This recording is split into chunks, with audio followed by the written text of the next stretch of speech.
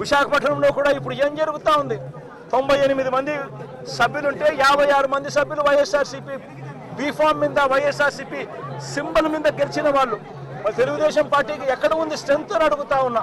ఇక్కడ కూడా దౌర్జన్యం చేస్తూ క్యాంపులో ఉన్న వైఎస్ఆర్సీపీ సభ్యులను సైతం భయపెట్టే కార్యక్రమాలు చేస్తూ ఉన్నారు.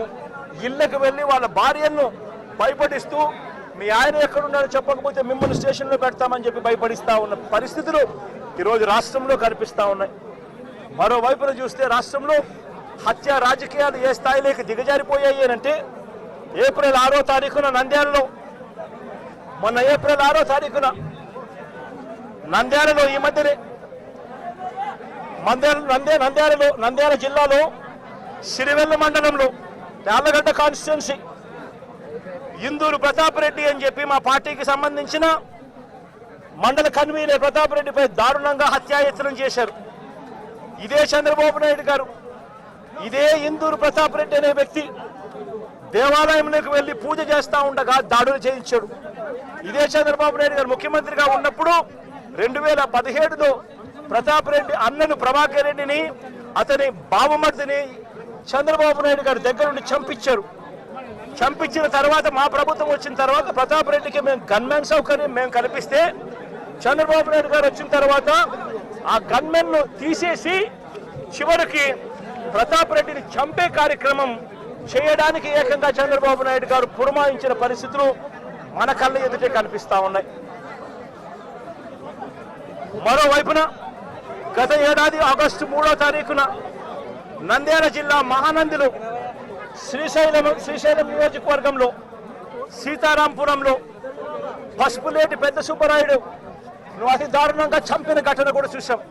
ఆ సుబ్బరాయుడు గారిని చంపినప్పుడు, సుబ్బరాయుడు నన్ను చంపినప్పుడు నేను కూడా ఆ ఊరికి వెళ్ళి తనను పరామర్శించి ఎంత దారుణంగా చంపారు, జరిగినది ఎంత అన్యాయమో అని చెప్పి కూడా ప్రశ్నించడం జరిగింది. ఆ ఊరు నుంచి కరెక్ట్గా 10-15 నిమిషాల్లోనే జిల్లా హెడ్ క్వార్టర్స్, అక్కడే ఎస్పీ ఉంటాడు. అయినా దగ్గరుండి హత్య చేయించడం జరిగింది అదే గ్రామంలో. వైఎస్ఆర్సీపీకి సంబంధించిన బీసీ నాయకుడు సుబ్బరాయుడును చంపించే కార్యక్రమం. ఆశ్చర్యం ఏమిటంటే సుబ్బరాయుడు కుటుంబ సభ్యులు పోలీసులకు ఫోన్ చేసి 2-3 గంటల కిందట కూడా ఫోన్ చేసి ఊరిలో ఘటన జరగబోతా ఉంది, బయట నుంచి వ్యక్తులందరూ కూడా మోహరించినారు అని చెప్పినా కూడా కనీసం వచ్చి కాపాడే ప్రయత్నం కూడా జరగల. గత ఏడాది జూలై 23వ తారీఖున పల్నాడు జిల్లా పెదకూరుపాడులో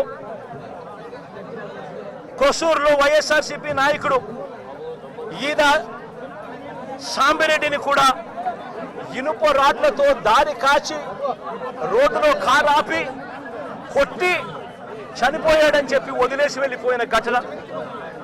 చివరికి తను హాస్పిటల్లో చేరడం, బ్రతకడం, ఈ రోజుకి కూడా తనకు 2 కాళ్ళు 2 చేతులు కూడా ఈ రోజుకి కూడా ఆపరేషన్ చేసి అవి బతికించే కార్యక్రమాలు చేసే కార్యక్రమాలు ఈ రోజు కూడా జరుగుతూ ఉంది.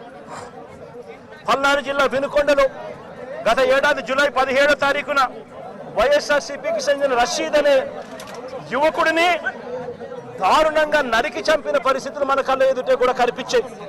ఈ ఘటన నేషన్ వైడ్ ఢిల్లీలో మేము దీక్ష చేస్తూ రషీద్ను చంపిన, నడి రోడ్డు మీద చంపిన ఘటనను కూడా ఢిల్లీలో దీక్షను చేస్తూ యావత్ దేశానికి కూడా చూపించిన పరిస్థితి కూడా చూసాం.